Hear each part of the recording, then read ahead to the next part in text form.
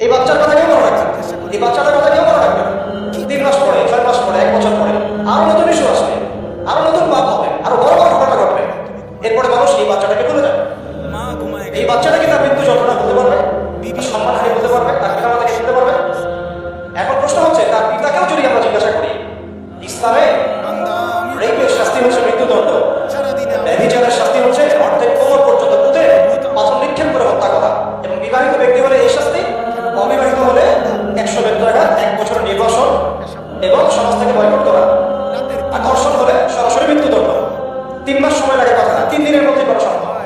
এটা শরিয়া আইন, এটা আল্লাহ রাব্বুল আলামিনের শরিয়া বিধান। এখন তারাও কি এটাতে রাজি হবে? যারা শোক প্রকাশ করছেন তারা কি এই বিধানটা কার্যকর করতে রাজি হবে? ধর্ষককে সবার সামনে প্রকাশ্যে মৃত্যুদণ্ড দেওয়া হোক, শরিয়া আইন কার্যকর করা হোক, রাজি হবে না। কারণ আপনারা বলবেন এটা করতে গেলে বাংলাদেশ থেকে মৌলবাদী রাষ্ট্র হয়ে যাবে।